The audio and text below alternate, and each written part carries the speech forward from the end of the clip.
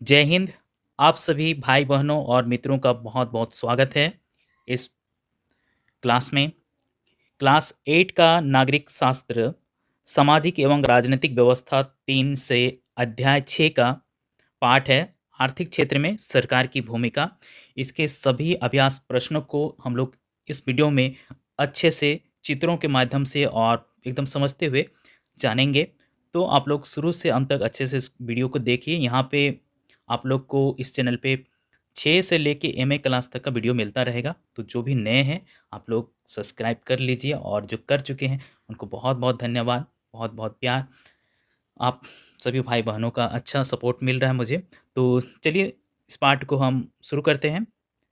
आइए जानें, पहला है रिक्त स्थानों की पूर्ति कीजिए। तो यहाँ पे शहरों में रिक्त स्थान एवं रिक्त स्थान में पेयजल की आपूर्ति होती है। तो यहाँ पे देखिए आपका भराएगा, पहला रिक्त स्थान में पाइपलाइन और दूसरा में टैंकरों। ठीक है, तो देखिए यहाँ पे शहरों में पाइपलाइन एवं टैंकरों से पेयजल की आपूर्ति होती है। ठीक है, पाइपलाइन अब जैसे देखते हैं अभी गांव-गांव में हर जगह पे, या शहरों में पहले होता था, अब गांव में भी घर-घर पानी पहुंच रहा है। ठीक है, ये पाइपलाइन जो है बहुत सस्ता होता है परिवहन का साधन। इसमें तेल, पानी, हर तरह का माने जो द्रव्य है उसको, या गैस है उसको आसानी से हम लोग एक जगह से दूसरी जगह पहुंचा सकते हैं। यहाँ आप चित्र के माध्यम से देख सकते हैं कि किस तरह से पाइपलाइन जो है वो ज़मीन के अंदर बिछाया जा रहा है। इस तरह से देखिए ये पाइपलाइन। और शहरों में देखिए इस तरह से आपको नज़ारा देखने को मिलेगा कि टैंकर में इस तरह से पानी भर के लाया जाता है। ख़ास तौर से गर्मी के दिनों में क्या होता है कि आसपास का नल या कुआं जो पुराना है उनमें पानी सूख जाता है, पानी की बहुत समस्या होती है। तो इस तरह से टैंकरों से पानी पहुंचाया जाता है और इस तरह से देखिए सबको पानी बांटा जा रहा है। तो इसलिए कहते हैं जल ही जीवन है, और जल को हम लोग को सोच समझ के ही खर्च करना चाहिए, व्यर्थ नहीं बहाना चाहिए। और जहाँ तक हो वाटर हार्वेस्टिंग, यानी कि जो हम लोग का वेस्ट पानी है या फिर वर्षा जल है उसको हम लोग को ज़मीन के अंदर गड्ढा कोड़ के या फिर कुआं में उसको जमा करके रखना चाहिए, ताकि भूम जल स्तर यानी कि जो पानी का जो स्तर है ज़मीन के अंदर वो हमेशा बना हुआ रहे, ज़्यादा नीचे नहीं जाए। ठीक है, अगला प्रश्न है 2 नंबर। रिक्त स्थान के तहत गरीबी रेखा से नीचे की महिलाओं को निःशुल्क एलपीजी कनेक्शन मुहैया कराई जाती है। तो यहाँ पे आपका रिक्त स्थान में भराएगा प्रधानमंत्री उज्ज्वला योजना। ठीक है, फिर से देखिए, प्रधानमंत्री उज्ज्वला योजना के तहत गरीबी रेखा से नीचे की महिलाओं को निःशुल्क, मतलब कोई पैसा नहीं लगता है, एलपीजी जो गैस है ना, कनेक्शन मुहैया कराई जाती है। ये देख सकते हैं। अगला 3 नंबर प्रश्न है, जन सुविधाओं की उपलब्धता की जिम्मेदारी रिक्त स्थान की होनी चाहिए। तो यहाँ पे आपका भराएगा सरकार। फिर से देखिए, जन सुविधाओं की उपलब्धता की जिम्मेदारी सरकार की होनी चाहिए। यहाँ पे देखिए जन सुविधा कहने का मतलब होता है कि जैसे बिजली, सड़क, पानी, जो मूलभूत आवश्यकताएं हैं, या शिक्षा, मतलब स्कूल, अस्पताल, ये हम लोग को अ, सरकारी मिलना चाहिए। कोई भी आदमी इन सब से वंचित नहीं रहना चाहिए सेवाओं से। ठीक है, कहने का मतलब है कि जो भी आदमी को जीने के लिए मूलभूत आवश्यकता होता है उसको सरकार अपनी तरफ से, कहने का मतलब है कि राज्य कोष से वो उस पे खर्च करके उसका दाम को नियंत्रण में रखती है और गरीब लोगों तक उसको पहुंचाती है। जैसे कि 1 रुपया किलो चावल जो राशन दुकान से मिल जाता है, या गेहूँ मिलता है, तो आप सोच सकते हैं 1 रुपया में कहीं भी नहीं मिलेगा, किसान को क्या जाएगा। लेकिन सरकार वो सारा अनाज को खरीदती है और सस्ते में बेचती है या फ्री देती है।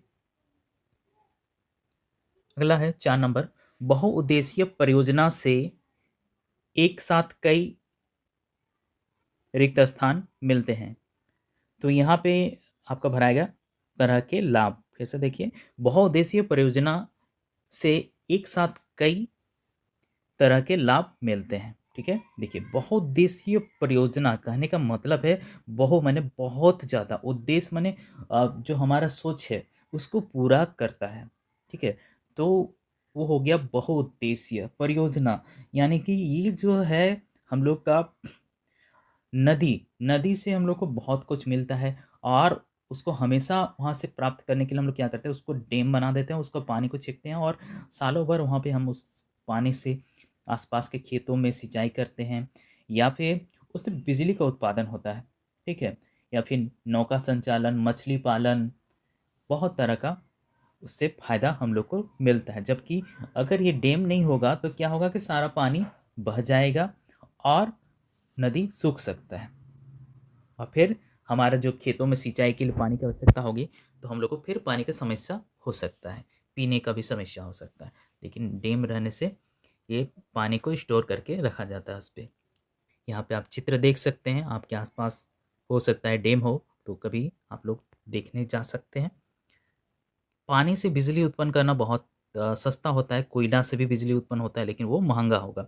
लेकिन पानी से बिजली उत्पन्न करना सस्ता है, टरबाइन मशीन से बिजली उत्पन्न किया जाता है यहाँ पे और समुद्र में ज्वारीय ऊर्जा से भी बिजली का उत्पादन होता है, वो आप लोग को अगले वीडियो में बता देंगे। 10 क्लास के वीडियो में भी आप लोग को ये सारा चीज़ मिल जाएगा। अगला 5 नंबर देखिए, स्वच्छ भारत अभियान महात्मा गांधी के जन्म दिवस रिक्त स्थान को आरंभ किया गया। तो यहाँ पे आपका भरा आएगा 2 अक्टूबर 2014। फिर से देखिए 2 अक्टूबर को महात्मा गांधी जी का जन्म हुआ था। तो यहाँ पे स्वच्छ भारत अभियान महात्मा गांधी के जन्म दिवस यानी कि 2 अक्टूबर 2014 को आरंभ किया गया उनके जन्म दिवस के उपलक्ष्य पर, क्योंकि गांधी जी को स्वच्छता बहुत ही पसंद था और हर आदमी को स्वच्छता अपनाना चाहिए, क्योंकि इससे क्या होता है कि हम बहुत सारे बीमारियों से, रोगों से दूर होते हैं। कहने का मतलब है कि आप अगर स्वच्छ, साफ-सुथरा रहेंगे, तो आप बीमार नहीं पड़ेंगे और गंदगी में रहेंगे या गंदे चीज़ों का सेवन करेंगे, तो आप अपने आस-पास गंदगी फैलाते हैं, तो बहुत ही ज़्यादा संभावना बढ़ जाती है कि आप बीमार होएँगे। अगला 2 नंबर निम्न प्रश्नों के उत्तर दीजिए।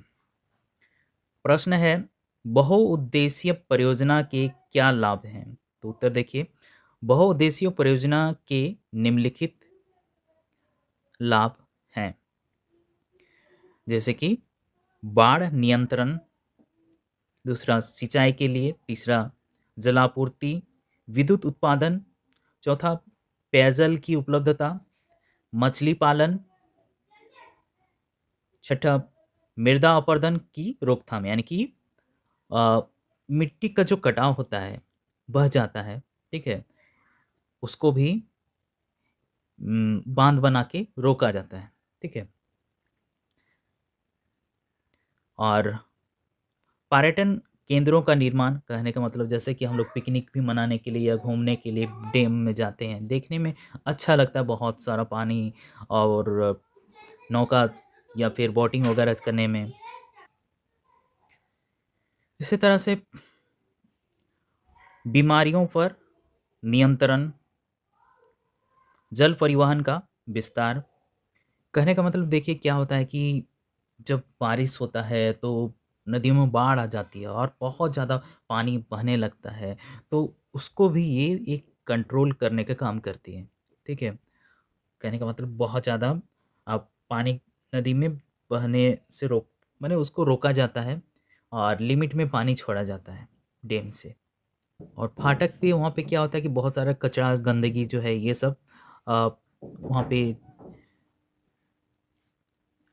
वो सब जाली में फँस जाता है और उसको फिर से साफ़ किया जाता है, ठीक है? तो ये काफ़ी कुछ एक तरह से पर्यावरण को भी साफ़ रखने का भी काम होता है और जल परिवहन का विस्तार होता है, कहने का मतलब वहाँ पे नौका संचालन वगैरह भी आसानी से होता है।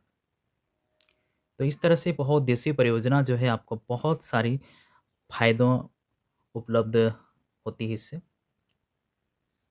और बहुउद्देशीय परियोजना में देखिए जो बड़े-बड़े जो ये डैम हैं, बाँध हैं और यहाँ से क्या होता है कि आस-पास फैक्ट्रियाँ होती है तो उसको भी बहुत भारी मात्रा में पानी की आवश्यकता होती है, उसका भी पूर्ति हो जाता है। शहर या फिर क्वार्टर में रहने वाले लोगों को भी यहाँ से पानी का पूर्ति होता है। तो ये बहुत ही ज़्यादा मतलब लोगों का उद्देश्यों यानी कि आवश्यकताओं को पूरा करती है। इस तरह से देख सकते हैं डैम का नज़ारा।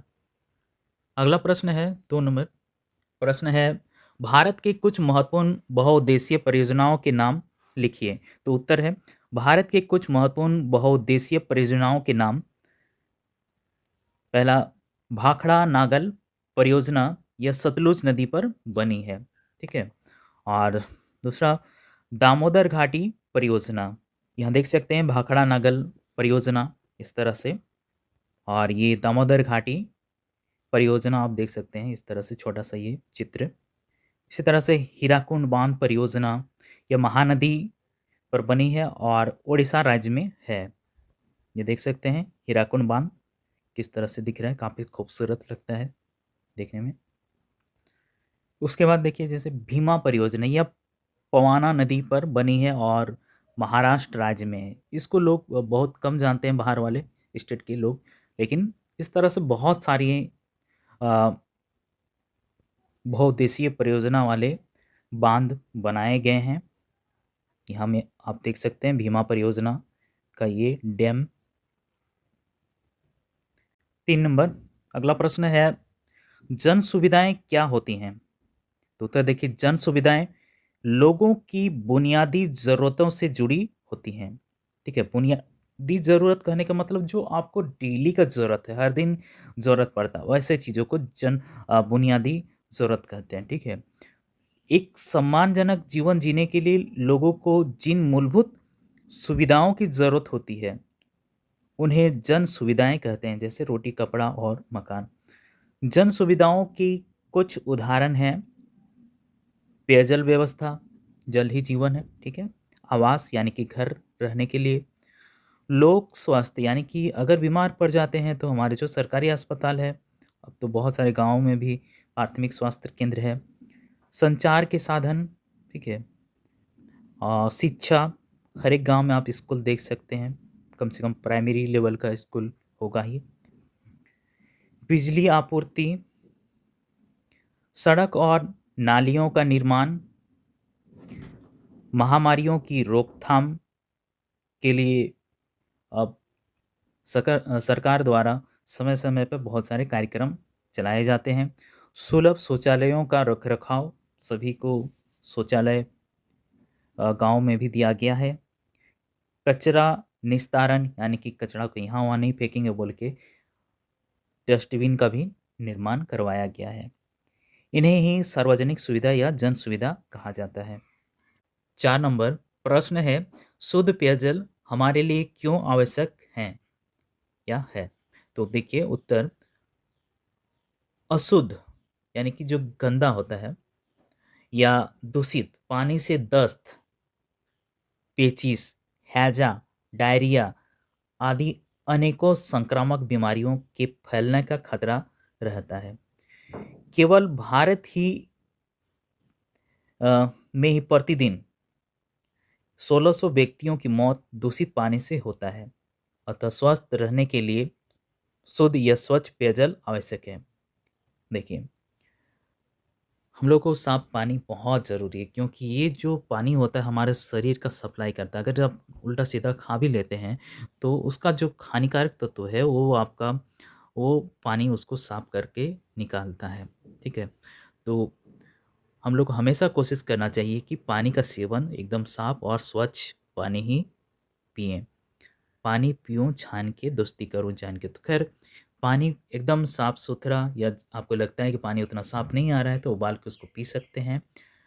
बहुत सारी बीमारियाँ होती हैं, टाइफाइड वग़ैरह बहुत कुछ, ठीक है। तो साफ़ पानी ही पीजिए, दूषित पानी बिल्कुल भी मत पिया कीजिए, उससे बहुत सारी बीमारियाँ होती है। 5 नंबर प्रश्न है, केंद्र सरकार की आय के विभिन्न स्रोतों को लिखिए। उत्तर है, केंद्र सरकार की आय के कई स्रोत हैं, जिनमें से कुछ हैं आयकर, जीएसटी, सीमा शुल्क, उत्पाद शुल्क, बिक्री कर, सेवा कर, जैसे करों से केंद्र सरकार को आय मिलती है।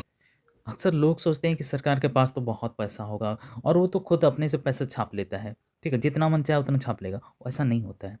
दरअसल पैसा हमारे देश का जो इनकम होता है, इनकम कहाँ से होगा? जो हम लोग उत्पादन करते हैं, वहीं से। और उस पैसा जो भी कागज़ का नोट देखते हैं, उसको सोने के साथ तोला जाता है, ठीक है? मतलब जितना सोना आएगा, उतना ही सरकार पैसे छाप सकती है, ठीक है? तो उसका भी एक लिमिट होता है और उसको कमाई कहाँ से होता है? तो ये सारे जगहों से उनको कमाई होती है। कहने का मतलब है हर जगह से जो टैक्स लिया जाता है, चालान काटा जाता है, वहीं से सरकार को मुनाफ़ा होता है, ठीक है? कहने का मतलब है आप ₹10 का बिस्कुट खाते हैं, तो वहाँ पे ₹1 सरकार को दे के आते हैं, ठीक है? ये मत सोचिएगा कि अ, हमसे सरकार नहीं ले रही है। हर एक जगह सरकार आपसे पैसा लेती है, ठीक है? और वही पैसा आपको शिक्षा, स्वास्थ्य, सड़क, बिजली, पानी के रूप में वापस लौट आती है, या फिर जो भी सरकार के लोग होते हैं, उनको वेतन के रूप में, या फिर सरकार खुद गाड़ी में या फिर अपने कार्यकर्ता में या अपने माने जो भी है खर्च करती है, वो सब लोगों का ही पैसा होता है, ठीक है? आगे हैं, आइए चर्चा करें 3 नंबर, सरकार को जन सुविधाएँ उपलब्ध कराने की ज़िम्मेदारी क्यों लेनी चाहिए? तो यहाँ पे आपको आलोचनात्मक विवेचना कीजिए कहा है। तो देखिए, थोड़ा-सा ये बड़ा होगा उत्तर। हमारा संविधान देश में रहने वाले हर व्यक्ति को जीवन के अधिकार की गारंटी देता है। इसका मतलब है कि लोगों की बुनियादी ज़रूरतें पूरी होनी चाहिए। लोगों की बुनियादी ज़रूरतें सार्वजनिक सुविधाओं से जुड़ी हैं। इसलिए सार्वजनिक सुविधाएं सरकार द्वारा प्रदान की जानी चाहिए। आज की जनतांत्रिक प्रणाली में सरकारें जनता द्वारा चुनी जाती हैं। जो सरकारें जन सुविधाओं का ध्यान नहीं देती हैं, जनता अगले चुनाव में उन्हें हटा देती हैं। केवल झूठे आश्वासनों पर कोई सरकार अधिक समय तक टिकी नहीं रह सकती। यही कारण है कि चुनावों में जन सुविधाएं ही बड़े बड़े मुद्दों का रूप धारण करती है। जो पार्टियां इन मुद्दों को पूरा करने की जवाबदेही लेती है, जनता उन्हें ही वोट देती है और ऐसी पार्टियों या पार्टी की ही सरकार बन पाती है। उपयुक्त कारणों से सरकार को सभी जन सुविधाएं उपलब्ध कराने की जिम्मेदारी सरकार को लेनी चाहिए, ठीक है? तो यही सब है कि जो भी लोगों की आवश्यकताएं होती है, ठीक है? सरकार क्या है? वो लोगों के द्वारा चुना हुआ एक क्या मॉनिटर कह सकते हैं। कहने का मतलब है कि सारे लोग मिल के कोई काम को करेंगे तो सब वो हड़बड़ हो जाएगा। कहने का मतलब ज़्यादातर लोगों को क्या चाहिए होता है, ठीक है? हर जगह एक मत नहीं हो सकता है, लेकिन जो ज़्यादातर जो जनसंख्या है, जिसमें सबकी भलाई होगी, ऐसे चीज़ों को सरकार को करना पड़ता है, या फिर सरकार वो चीज़ नहीं कर रही है, तो जनता उस पे आवाज़ उठाती है, आंदोलन करती है और सरकार को वो सारी बातें भी माननी पड़ती है, क्योंकि उसमें बहुत बड़ा जनसमूह होता है, जो उसका माँग कर रहा होता है। तो सरकार को भी ये चीज़ देर-सवेर समझ में आ ही जाता है कि उनको क्या चाहिए। और अच्छी सरकार रहने से क्या होता है कि वो खुद अच्छे कामों को करती है और लोगों को ज़्यादा आंदोलन करना नहीं पड़ता है। तो आप लोग के ये क्वेश्चन क्लियर है कि जन सुविधाएँ कहने का मतलब है कि हम सभी को जो हर दिन का ज़रूरत होता है, ठीक है? बिजली, पानी, सड़क, आवास, रोज़गार, ठीक है? सरकार को नौकरी देने का भी होना चाहिए। तो ये सारा चीज़ों को जो पूरा करती है जो सरकार सही ढंग से, उसी को लोग आगे भी अ, अपना सरकार के रूप में देखना पसंद करती है। 4 नंबर प्रश्न है, क्या सामाजिक सुरक्षा की योजना ज़रूरी है? अगर हाँ, तो क्यों?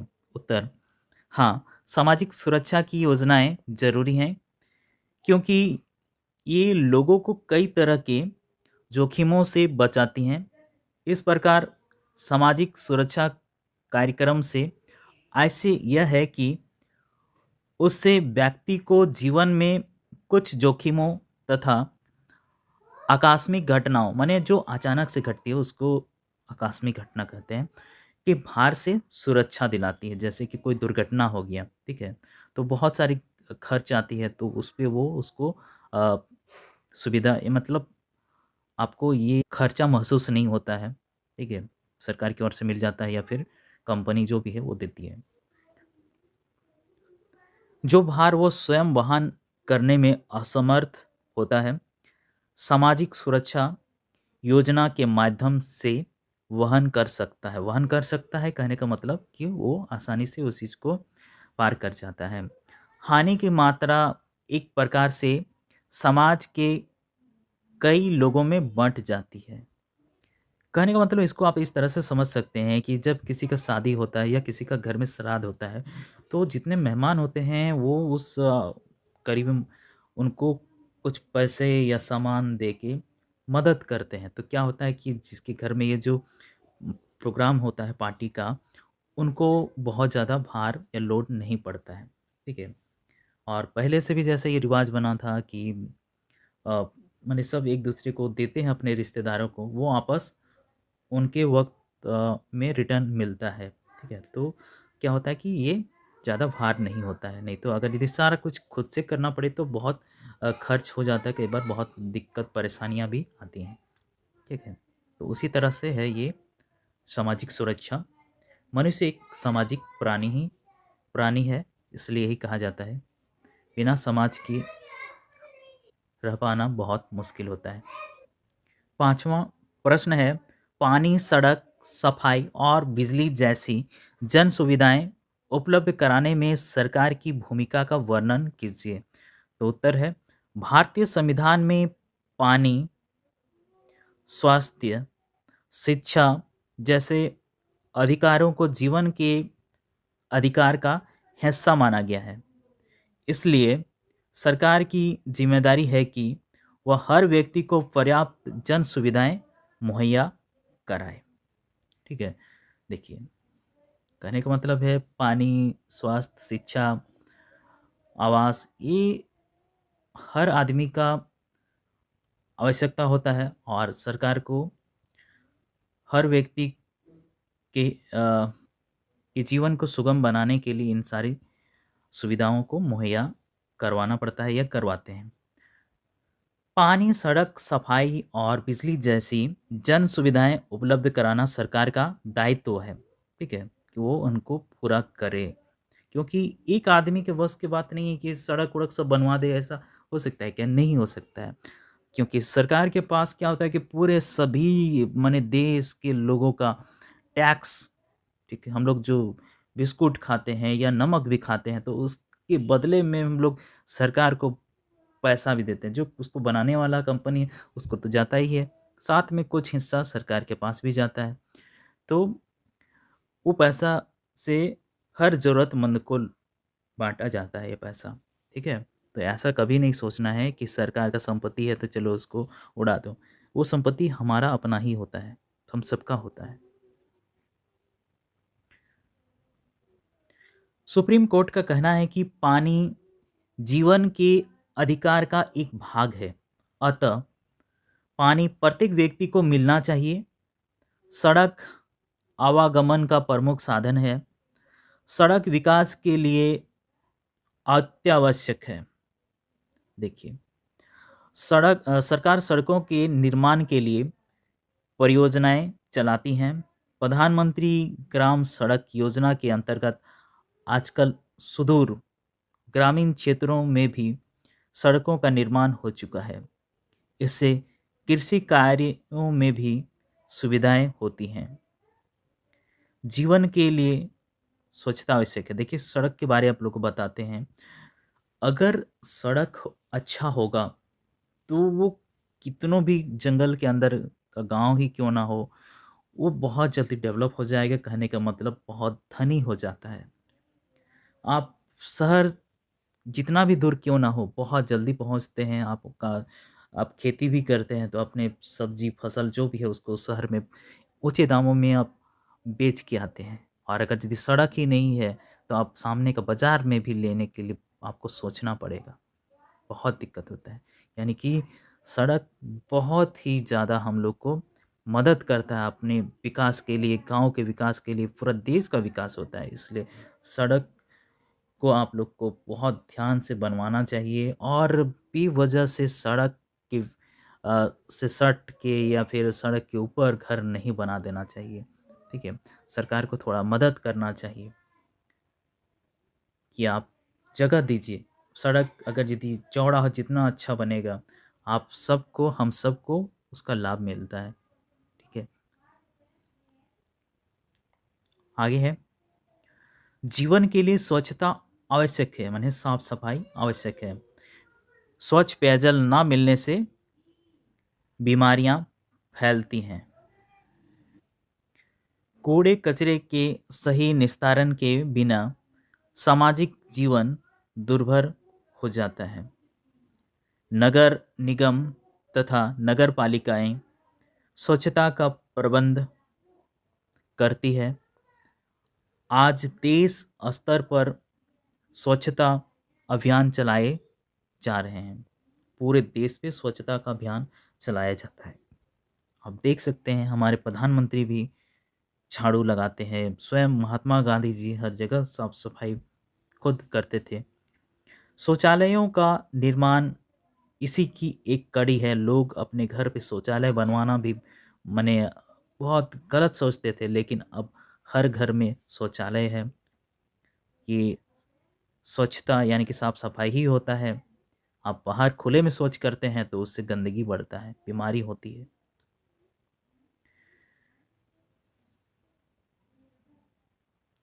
विद्युत ऊर्जा का प्रमुख स्रोत है। देखिए, बिजली जो है वो ऊर्जा का प्रमुख स्रोत है। आज बिजली से लगभग हर काम को किया जाता है, जितना भी मशीनरी काम है, लगभग खाना बनाने का भी काम हो जाता है, बहुत कुछ, ठीक है। इसकी आवश्यकता कल कारखानों के चलाने के अलावा रोज़मर्रा के जीवन में भी बढ़ गई है। यहाँ तक कि सिंचाई एवं दूसरे कृषि कार्यों के लिए विद्युत बहुत आवश्यक है।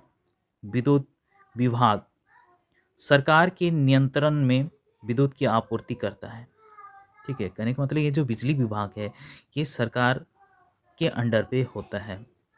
विद्युत उत्पादन के लिए देश में बड़ी-बड़ी विद्युत परियोजनाएँ संचालित की जाती हैं। विद्युत परियोजनाएँ संचालित की जाती हैं, कहने का मतलब जो बिजली उत्पादन करने वाला जो है, जैसे कि आपका बहुउद्देशीय परियोजना के तहत जो डैम वगैरह बनाई जाती है, ठीक है? इस तरह से उपयुक्त विवरण से स्पष्ट है कि प्रयुक्त जन सुविधाएँ उपलब्ध कराने में सरकार की बहुत बड़ी भूमिका है। छठा प्रश्न है, आर्थिक गतिविधियों के नियमन में सरकार की भूमिका पर चर्चा कीजिए।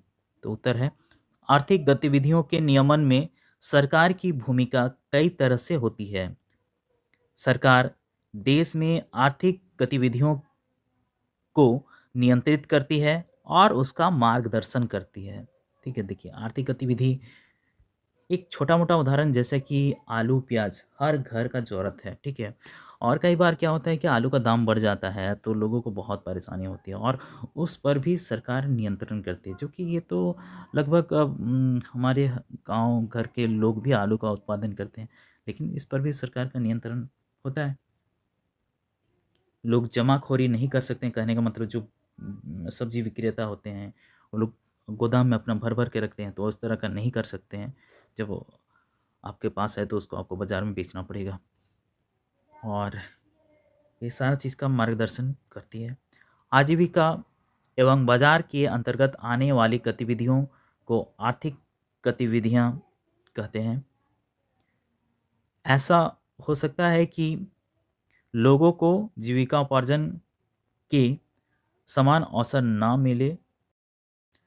हो सकता है कि कार्यस्थल पर मज़दूरों का शोषण हो रहा हो। कहने का मतलब कि जहाँ पे काम चलता है, काम चालू रहता है, वैसे जगह पे जो मज़दूर है, उनके ऊपर शोषण हो रहा है, उनको सही उचित मुआवज़ा या फिर उनको जो वेतन होना चाहिए वो नहीं मिलता है, या फिर उनसे बहुत ज़्यादा काम हार्ड लिया जाता है उनके वेतन के हिसाब से, ठीक है? तो ये सब एक तरह का शोषण है। कहने का मतलब है कि उनका मजबूरी का फ़ायदा, कहने का मतलब कि उनको काम नहीं मिल रहा है कि आप, तो वो मरता क्या नहीं करता वाला बात होता है। तो ऐसा बात नहीं है कि किसी का मजबूरी का फ़ायदा उठाने के लिए आप कुछ भी उससे कराएँ, ऐसा ये गलत बात है।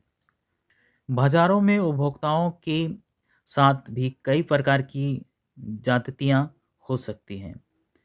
कभी-कभी व्यापारी वस्तुओं की जमाखोरी करके बाज़ारों में सामानों की आभासी कमी कर देते हैं। सरकार कानून बनाकर उपयुक्त सभी गतिविधियों का नियमन करती है। देखिए, यहाँ पे क्या होता है कि यही चीज़ अ, ये लोग जो व्यापारी होते हैं कई बार दामों को बढ़ाने के लिए भी अपने पास उन सारी वस्तुओं को जमा करके रख देते हैं। जैसे कि आलू वाला उदाहरण लिए आप लोग को। तो और मार्केट में लगता है कि सब खत्म हो गया है ना? लोग महँगे दामों में खरीदने लगते हैं और इनके पास तो रहता है, और जब दाम बढ़ जाता है तो ये लोग अपना सामान को निकाल के बेचते हैं। तो ये सब गलत है। सर इस तरह से नहीं कर सकते हैं, ठीक है? जमाखोरी ये भी कानूनन अपराध है। जिस चीज़ पे सरकार का नियंत्रण होता है, उस पे आप ऐसा जमाखोरी नहीं कर सकते हैं। इसको आप इस तरह से भी समझ सकते हैं कि आर्थिक गतिविधियों के नियमन में सरकार की भूमिका कई तरह से होती है। सरकार देश में आर्थिक गतिविधियों को नियंत्रित करती है और उनका मार्गदर्शन करती है। सरकार आर्थिक विकास को बढ़ावा देने के लिए नीतियाँ बनाती है। सरकार का काम देश में स्थिर विकास, उच्च रोजगार और मूल्य स्थिरता सुनिश्चित करना भी होता है। ठीक है? सरकार जो टैक्स और व्यय को समायोजित करती है ताकि आर्थिक विकास को तेज या धीमा किया जा सके। सरकार बाजार में संतुलन और निष्पक्षता सुनिश्चित करती है। सरकार बाजार की विफलता के कारण पैदा होने वाली ज़रूरतों को पूरा करती है। सरकार देश में राष्ट्रीय रक्षा कानून व्यवस्था और बुनियादी ढांचों को बनाए रखती है। सरकार आर्थिक नीतियां बनाती है जिससे देश के नागरिकों का सामाजिक कल्याण होता है। सरकार अस्पतालों, स्कूलों, सड़कों, परिवहन और अन्य पर खर्च करती है। सरकार आधारभूत संरचना बनाती है, उद्योगों का विकास करती है और विदेशी पूंजी को आकर्षित करती है। कहने का मतलब है कि विदेशों में अपना सामान अगर बेचते हैं तो वहाँ का पैसा हम लोग को मिलेगा, और अगर यदि हम विदेश से लेते हैं तो हमारा पैसा उनके पास जाता है। ठीक है? इसलिए कहते हैं कि स्वदेशी अपनाओ। ठीक है? स- सरकार कृषि के विकास के लिए सहायता करती है और भूमि व्यवस्था में सुधार करती है। ठीक है? अगर हमारा किसान समृद्ध होगा तभी हमारा देश भी समृद्ध होता है। सरकार मानव संसाधन विकास के लिए प्रयास करती है। आइए करके देखें। 7 नंबर प्रश्न है, अपने आसपास पेयजल की समस्या से ग्रसित क्षेत्रों में इस समस्या के कारणों का पता लगाइए। पेयजल की समस्या से निदान के लिए आप क्या सुझाव देना चाहेंगे? तो उत्तर है, पेयजल की समस्या के कई कारण हो सकते हैं, जैसे कि तेजी से बढ़ता शहरीकरण और औद्योगिकरण। तीसरा है अकुशल कृषि पद्धतियाँ। चौथा, भूजल का अत्यधिक दोहन। पांचवा, अपर्याप्त वर्षा जल संचयन। छठा, जल संसाधनों का कुप्रबंधन। सातवां, जलवायु परिवर्तन। आठवां, बड़े पैमाने पर पेड़ों की कटाई। 9 नंबर, प्रदूषण में वृद्धि। और 10वां है ग्रीन हाउस गैसों इत्यादि कारण हैं। पेयजल की समस्या से निदान के लिए ये सुझाव दिए जा सकते हैं। पहला, जल संकट के बारे में जागरूकता और शिक्षा को बढ़ाना। दूसरा है जल संसाधन प्रबंधन को अनुकूलित करना। तीसरा है अत्याधुनिक तकनीक और निवेश करना। चौथा, कृषि सिंचाई दक्षता में सुधार। पांचवा, पानी के लिए बुनियादी ढांचों में सुधार। और छठा है पानी में प्रदूषण कम करना। ठीक है? तो ये सारा चीज़ें पेयजल समस्या को कम कर सकते हैं। ठीक है? और हम लोग को जहाँ तक है पानी को साफ रखने की कोशिश करना चाहिए। पानी को गंदा नहीं करना चाहिए, नदी, तालाब जैसे समुंदर वगैरह को भी साफ रखने की कोशिश करना चाहिए। साथ ही जैसा कि जो पीने लायक पानी होता है, दुनिया में सबसे ज़्यादा पानी है, लेकिन खारा पानी है, पीने योग्य नहीं होता है, ठीक है? कुछ ही परसेंट पानी है जो पीने योग्य है, और उसको अगर यदि हम लोग बर्बाद करेंगे तो फिर हम लोग को बहुत ज़्यादा पानी का समस्या झेलना पड़ेगा। 8 नंबर प्रश्न है, अपने इलाके के स्वास्थ्य केंद्रों के कामकाज पर एक संक्षिप्त रिपोर्ट तैयार कीजिए। तो उत्तर है, हमारे इलाके के स्वास्थ्य केंद्र के कामकाज पर एक संक्षिप्त रिपोर्ट, जैसा कि चिकित्सा देखभाल, दूसरा सुरक्षित पानी और स्वच्छता, तीसरा मातृ और शिशु स्वास्थ्य सेवाएं, चौथा परिवार नियोजन सेवाएं, पांचवा स्वास्थ्य शिक्षा, छठा राष्ट्रीय स्वास्थ्य कार्यक्रम का कार्यान्वयन, सातवां स्कूल स्वास्थ्य सेवाएं, आठवां निदेशपरक सेवाएं, नौवां मूल प्रयोगशाला सेवाएं, रोग की रोकथाम, निदान और उपचार, प्राथमिक स्वास्थ्य देखभाल किसी व्यक्ति के जीवन काल में जरूरी 90% स्वास्थ्य सेवाएं दे सकती है। यह स्वास्थ्य जागरूकता को बढ़ावा देती है और उभरते संक्रामक रोगों से बचाव करती है। गांव की जनता तक स्वास्थ्य सेवाएं पहुंचाने के लिए इनमें आम तौर पर एक डॉक्टर होता है और छोटी सर्जरी सुविधाएं भी होती हैं। यहाँ देख सकते हैं प्राथमिक उप स्वास्थ्य केंद्र का ये तस्वीर। तो ये पार्ट आप लोग का यहीं समाप्त होता है। जो भी फिर से कहते हैं, आप लोग जो भी नए हैं तो ज़रूर से चैनल को सब्सक्राइब कर लीजिए और अपने दोस्तों में भी शेयर कीजिए, वीडियो को लाइक कीजिए, कमेंट कीजिए। अगर कोई दिक्कत है, कुछ भी कहना है तो आप लोग कमेंट कीजिए, मैं पढ़ता हूँ, देखता हूँ, मुझे अच्छा लगता है। और मिलते हैं अगले वीडियो में, तब तक के लिए टेक केयर, बाय, जय हिंद, जय भारत।